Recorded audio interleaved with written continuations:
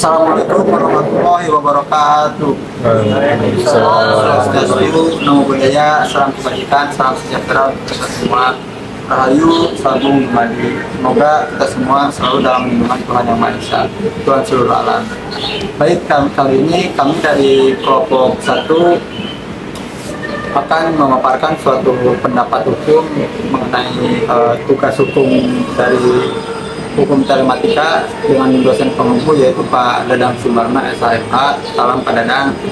Nah, kami dari kelompok 1 akan memaparkan suatu pandangan atau pendapat hukum mengenai polemik ataupun masalah hukum yang sedang menjadi perbincangan di tengah masyarakat. Sebelumnya kami perkenalkan dulu, saya Yoga Bajo Ginanjar sebagai moderator dari kelompok 1.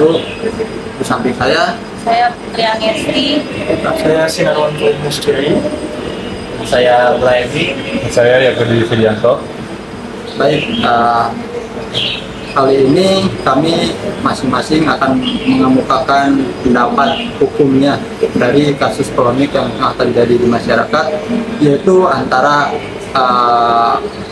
seorang advokat yaitu Alvin Lim dan seorang YouTuber Pratiwi Novianti, yang mana semua itu berangkat atau berawal dari kasusnya donasi Agus.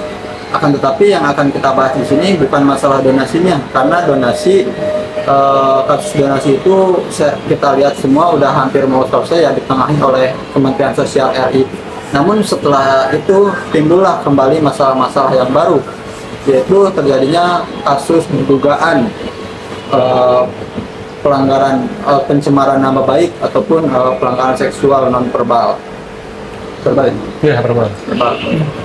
Yang mana itu semua diutarakan ya, sebetulnya yang berpolemik ini bisa dibilang orang-orang yang dari awalnya itu tidak ada kaitan dengan kasus donasi sebetulnya. Akan tetapi di akhir-akhir bermunculanlah seorang advokat yang namanya Alvin Lim ikut bergabung. Nah, setelah kasus hampir mau selesai kasus donasi, lalu dia mengemukakan suatu pendapat di hadapan media, yang mana pendapat itu menjadi suatu kontroversi di tengah-tengah masyarakat. Ya, dia mengemukakan pendapat pandangannya mengenai kasus Novianti Pratiwi itu. Dia seorang YouTuber, namun dia dan diduga mungkin ada kecurigaan bahwa Novi itu sebagai seorang pekerja sosial, tapi kehidupannya begitu hedon, uangnya begitu banyak.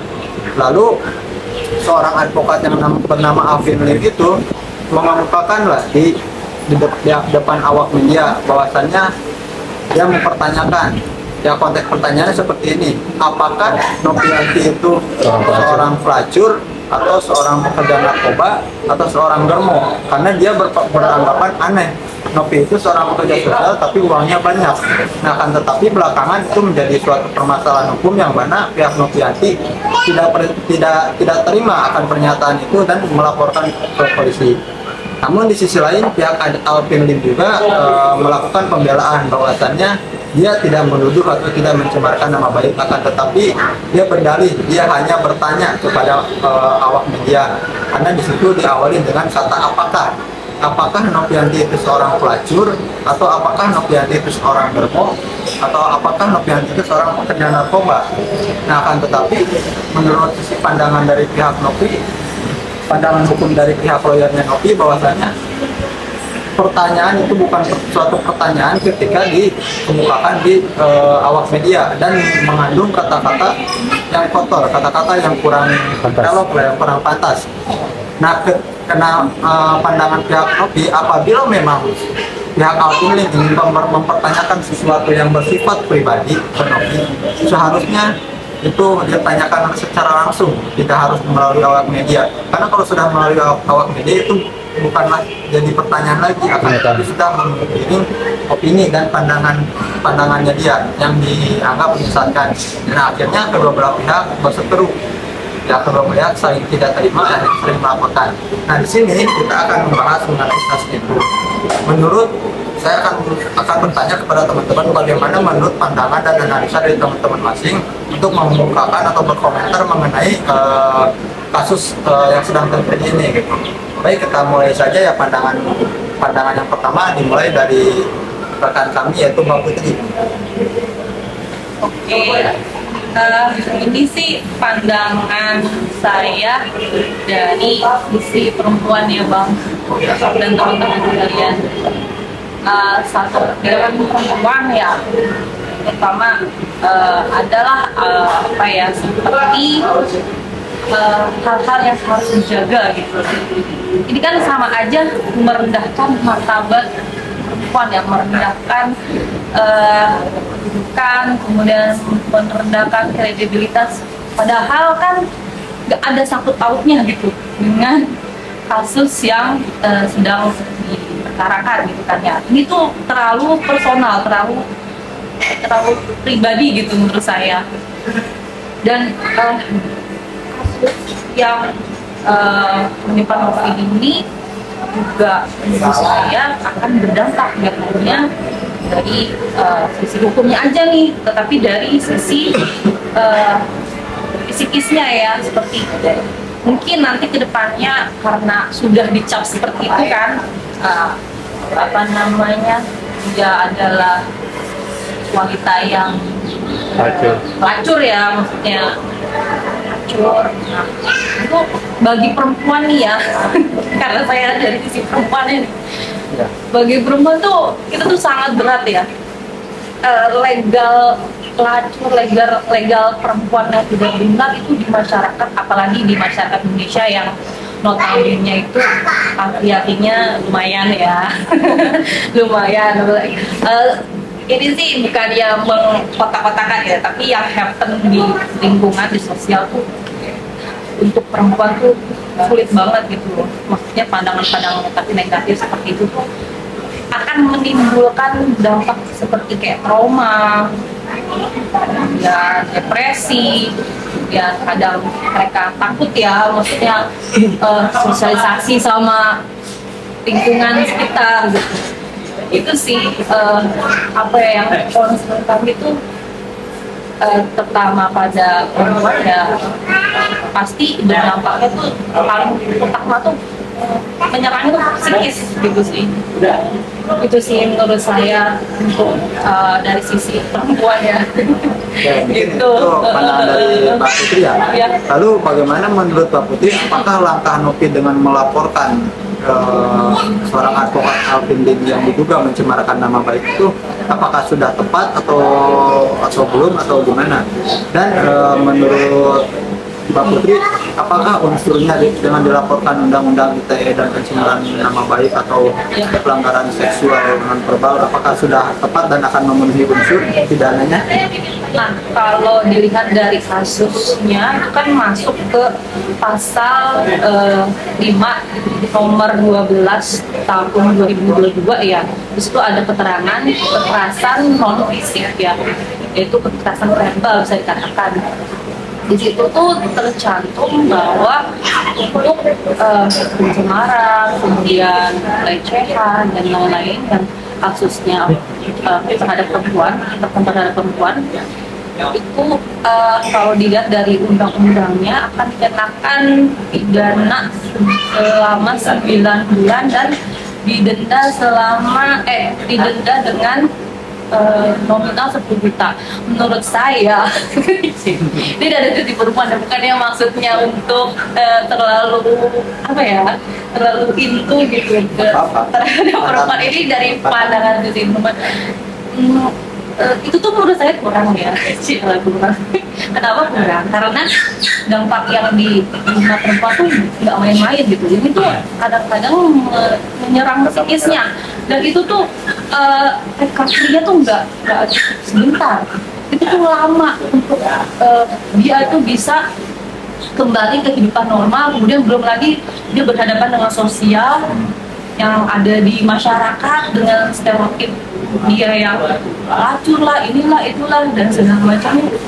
Nah itu menurut saya pribadi itu kurang lah, maksudnya kurang sesuai gitu dengan 9 bulan ditetapkannya, kemudian hanya membayar denda 10 tahun. Itu menurut saya kurang, karena dampak itu nggak sebanding dengan nilai itu sih. Itu menurut saya. Menurut Mbak Putri, apakah akan masuk unsur yang dilaporkan ini? Unsurnya sih masuk undang-undang PKS ya. Nomor 5 kalau saya undang-undang PKPA. iya PKS sorry itu masuk itu ada di situ diterangkan pencemaran nama baik. pencemaran nama baiknya itu mungkin di isi undang-undang yang lainnya ya. Tadi sih saya cuma mengulik dari dampak sisi pengamanannya sendiri gitu. Mungkin nanti bisa ditambahkan lagi opini-opini. Ya baik, terima kasih kepada Pak Putri. Mungkin itu suatu pandangan atau pendapat dari seorang perempuan yang sama-sama perempuan kan dengan Mbak Novi dan Ciprat ini. Seperti itulah pendapat Pak Putri. Lalu kemudian saya akan bertanya kembali ke rekan saya pendapatnya bagaimana, apakah ada perbedaan pandangan atau seperti apa, nanti kita dengarkan rekomendasi. Selanjutnya kita dengarkan pendapat dari rekan saya yaitu Mas Sinarwan. Silakan. Terima kasih juga. Jadi yang bisa saya sampaikan nih pendapat saya ini bahasan ya masalah kasusnya Novi sama Alvin Salim. Ya betul tadi yang dikatakan sama pendapat tadi bahwa sebenarnya lebihnya ke apa ya? Membela ke tentang sama hak perempuannya. Ya kadang-kadang yang kita tahu kan yang dilakukan sama Alvin Salim ini ini kan cara dia yang mengutarakan atau memberikan hidup itu kan belum pasti. Ini juga itu bisa saja saya setuju dengan Pak Putri bahwa karena sama aja dengan cara membuat sama. Jadi kalau ibaratnya untuk menangani kasus begitu ya bisa saja sama Mbak Novina dengan cara bisa mengajukan keputusan baik ya kan, dengan cara bisa pencemaran nama baik atau meminta ganti rugi, ataupun bisa melakukan karena itu kan betul masuk PMH ya, karena kan menuduh secara tanpa bukti dengan mengatakan bahwa pelacur segala macam ya kan, atau dapat duit dari sini dari itu ya kan, itu bisa dilakukan dengan apa di pasal berapa sih KUHP-nya tanggal 310 KUHP itu untuk PMH. Tapi kalau Ya, ternyata pencemaran nama baik. bukan di pasal 1305. Nah, ini sebenarnya sampai itu bukan dengan perdata, mungkin lebih ke pidana. Kalau dalam mencemarkan nama baik. Iya, pencemaran nama baik kan bukan tidak ini perdata. Bukan ganti rugi. Iya, kerugiannya. Cuman kan dari yang saya lihat ini dari kacamata hukum dari dalam undang-undang ITE nomor 28 penghinaan pencemaran nama baik itu merupakan delik biasa sehingga dapat diproses secara hukum sekalipun si Novi ini tidak mengadukan. Jadi kalau kita lihat dari korban dari KUHP sebagaimana Undang-Undang ITE 2016, maka delik tersebut berubah menjadi delik aduan. Sehingga kalau emang Novi itu mengadukan merasa dirinya tercemar atau dilecehkan, bisa diadukan dan dilaporkan ke pihak berwajib. Namun di sini saya timbul pertanyaan sih, apakah tadi yang Mbak Putri sampaikan tadi, apakah penghinaan terhadap Mbak Novi ini termasuk kerugian imaterial? Nah, itu yang jadi pertanyaan. Dan ada lagi perbuatan yang dilakukan Alvin Lim ini, apakah dengan sengaja mendistribusikan atau mentransmisikan atau membuat dapat diaksesnya informasi elektronik yang mengandung muatan penghinaan atau pencemaran nama baik itu. Yang kedua, apakah pernyataan tersebut menyerang kehormatan atau reputasi Novi secara langsung dan tanpa dasar yang benar? Kan kalau kita lihat dari sudut pandang subjektifnya si Alvin Lim kan sepatutnya dia hanya bertanya, tidak maksud merendahkan. Karena kan kita tahu dari penghasilan ketua yayasan kan mungkin kita kalau berpikir secara logis kan penghasilannya kan juga kadang-kadang nggak ini dengan kehidupan yang ini tidak sebanding, jadi itu bisa masuk akal. Cuman pertanyaannya juga tidak dapat dibenarkan.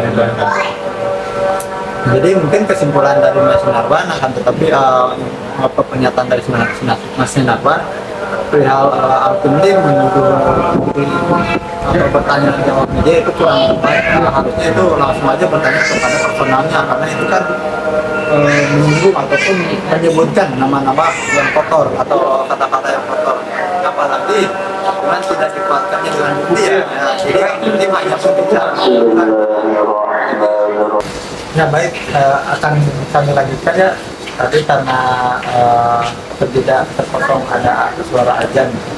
Karena ini saya lanjutkan tadi kita membahas mengenai kesimpulan pendapat dari Mas Sinarwan bahwasanya seorang advokat Alvin Lim itu menuduh ataupun bertanya tanpa dikuatkannya dengan bukti. Nah, nanti itu akan menjadi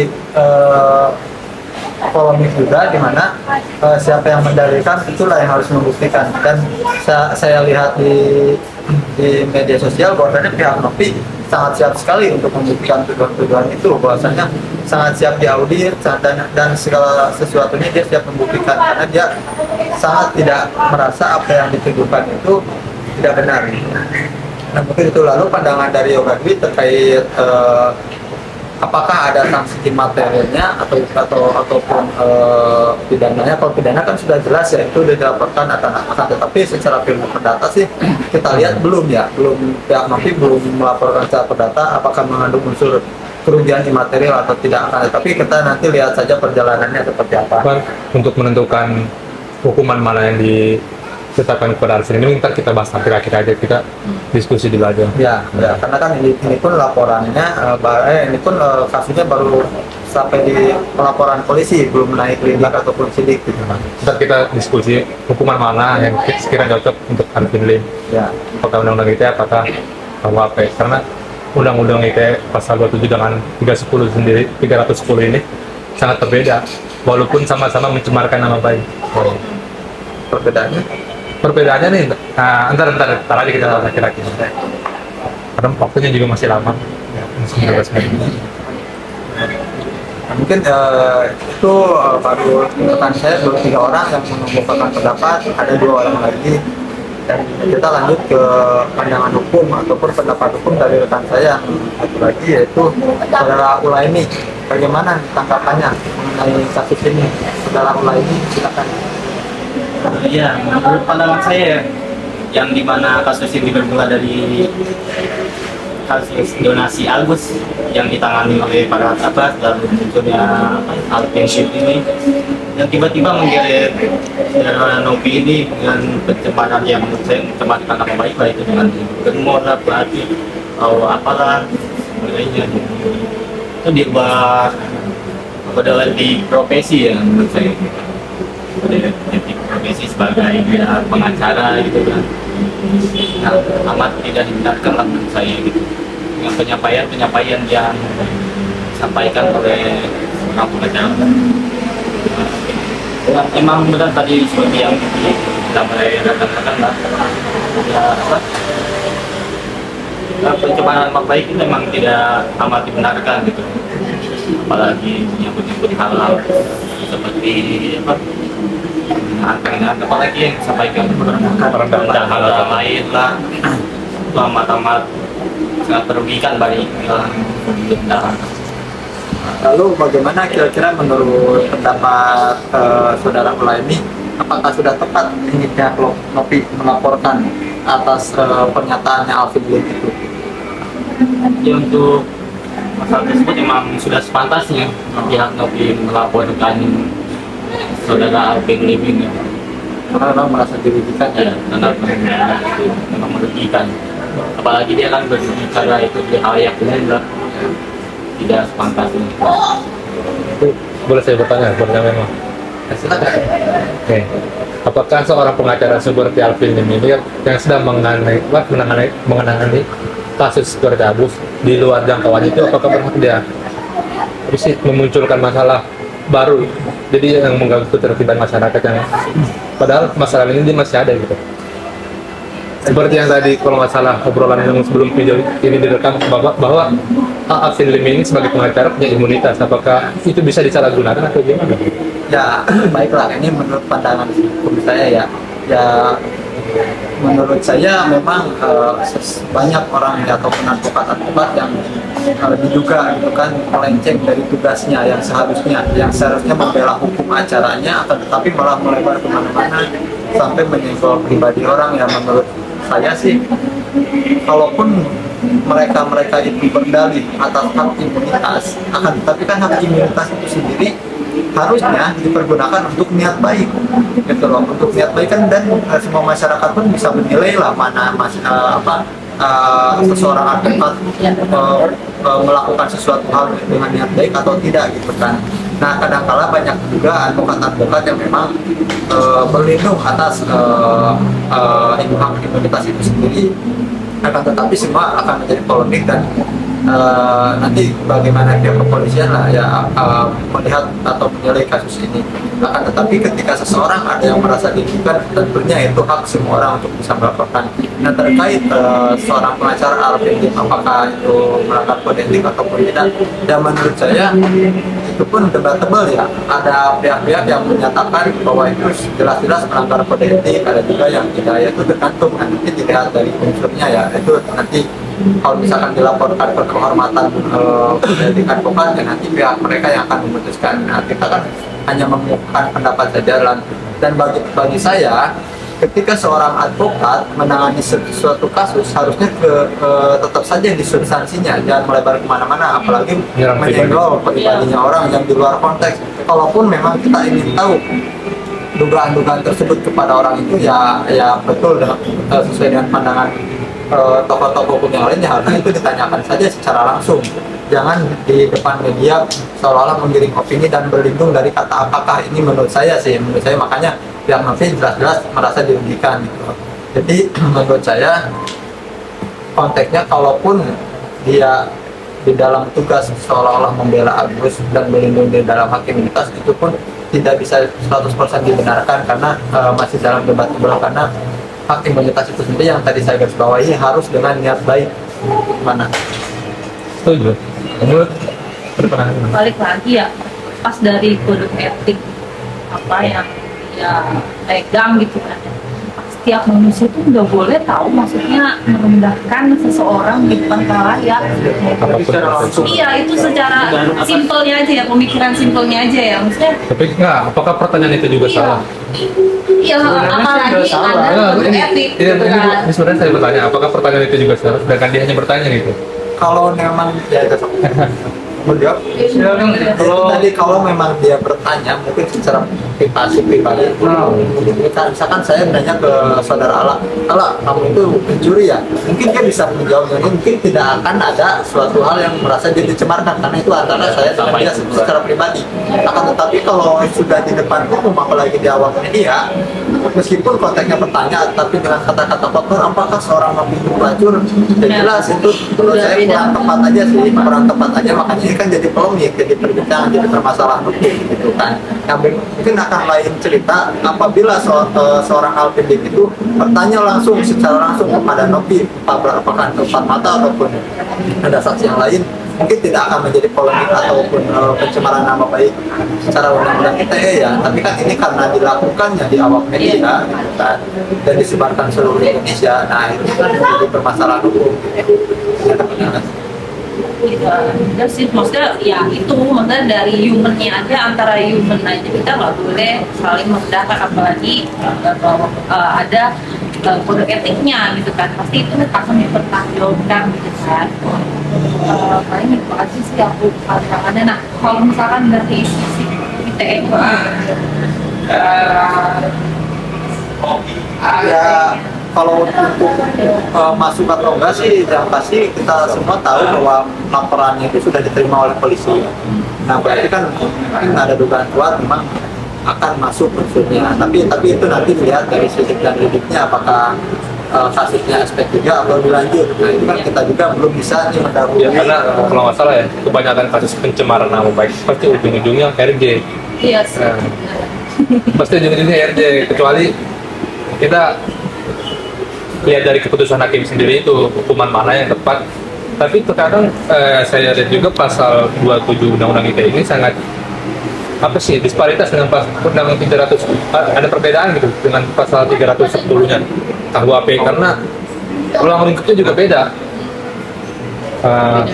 Perbedaannya misalnya, kalau kita lihat dari ruang lingkup pasal 310 KUHP itu mengatur penghinaan atau pencemaran nama baik secara umum tatap muka gitu, jadi nggak melalui media elektronik. Jadi Ya.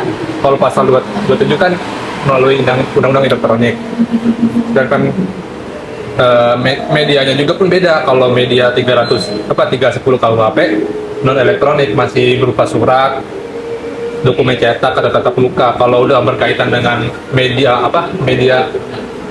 bukan media apa sih? Jadi masa Ya media massa itu udah masuknya undang-undang ITE. tinggal lihat ya perkembangan kasusnya ini sampai mana kan, apakah ini masuk undang-undang yang tadi dijabarkan dari undang sepenuhnya undang 27 ya? Iya. Ya, baik, paling mungkin sebelum kita menutup pandangan hukum kita, mungkin ada satu rekan kami lagi yang ingin mengemukakan pendapat hukumnya. Kebetulan masih satu kelompok, hanya saja beliau berhalangan hadir, mungkin dia melalui virtual. Jadi ini dia pendapatnya. Baiklah, rekan-rekan semua, Pak Dadang Sumarna yang kami hormatin, mungkin itulah pendapat atau pandangan hukum dari kelompok kami, yaitu kelompok 1 mengenai tugas hukum telematika. Ya mungkin semua juga akan menjadi sebuah perbincangan dan masih debatable ya, karena kami mengingat bahwa kasus ini baru dilaporkan, makanya itu kami tertarik untuk membahas kasus ini karena belum ada putusan. Jadi pandangan hukum dari rekan-rekan sudah disampaikan, sekiranya kurang lebihnya ataupun ada kekurangan ataupun ada pendapat yang kurang tepat, kami mohon maaf yang sebesar-besarnya. Mungkin itu saja penyampaian dari kelompok kami. Apabila ada yang disampaikan, mungkin selebihnya, kurang lebihnya kami mohon maaf yang sebesar-besarnya, dan kami ucapkan terima kasih yang sebesar-besarnya kepada dosen kita semua, yaitu Pak Dadang Sumarna SHMH. Baik, wabillahi taufiq wal hidayah. Assalamualaikum warahmatullahi wabarakatuh. Waalaikumsalam warahmatullahi wabarakatuh. Assalamualaikum warahmatullahi wabarakatuh. Shalom, Om Swastiastu, Namo Buddhaya, salam kebajikan, salam sejahtera untuk kita semua. Selamat siang kepada Bapak Dr. Dadang Sumarna SHMH selaku dosen pengampu hukum telematika. Selamat siang kepada rekan-rekan kelompok 1 dan rekan-rekan kelompok-kelompok yang lainnya. Selamat siang kepada pemirsa semuanya dimanapun Anda berada. Dalam video kali ini Anwar akan memaparkan sebuah pandangan dari perkara yang sangat menarik dan kontroversial ini, yang mana perkara tersebut muncul dari perkara yang belum usai, yaitu perkara kasus donasi AS dengan NP. Di ujung perkara kasus donasi ada suatu perbuatan yang dilakukan oleh seorang kuasa hukum AS yang berinisial AL terhadap NP dalam jumpa persnya. Jika dilihat dari beberapa pendapat para ahli hukum, ada 3 hal yang harus diperjelas. Unsur perbuatan AL terhadap NP yang dilakukan melalui media sosial atau komunikasi elektronik tersebut, yaitu pencemaran nama baik. Dalam Undang-Undang ITE menetapkan bahwa siapapun yang melakukan tindakan pencemaran nama baik melalui media elektronik dapat dikenakan sanksi hukum jika pernyataan AL dari pencemaran nama baik ini dianggap mencemarkan nama baik NP, maka AL dapat terkena sanksi berdasarkan pasal-pasal Undang-Undang ITE. Yang kedua, kekerasan verbal, yang mana Undang-Undang ITE juga mengatur tentang perlindungan terhadap korban kekerasan verbal yang dilakukan melalui media elektronik. Jika pernyataan AL juga dianggap sebagai kekerasan verbal, maka NP memiliki hak untuk melaporkan tindakan tersebut kepada pihak berwenang. Untuk yang ketiga, terhadap kerugian, penyebab kerugian. Apabila tindakan atau perbuatan AL itu mempengaruhi ataupun menyebabkan kerugian terhadap NP, maka NP berhak memiliki hak-hak untuk menuntut atas kerugian tersebut kepada AL. Jadi dalam kesimpulan ini, secara keseluruhan Undang-Undang ITE kuat untuk menangani kasus-kasus seperti ini dengan menekankan pentingnya perlindungan terhadap korban dan penegak hukum bagi pelakunya. Pembelajaran yang dapat kita ambil dari kasus antara AL dan NP untuk agar lebih bijak dan bertanggung jawab dalam penggunaan media sosial. Yang pertama itu tanggung jawab dalam berbicara kasus ini, dalam menyampaikan pendapat atau tuduhan di media sosial. Kita lebih bijak dan lebih berhati-hati lagi dalam berbicara. Yang kedua, dampak hukum.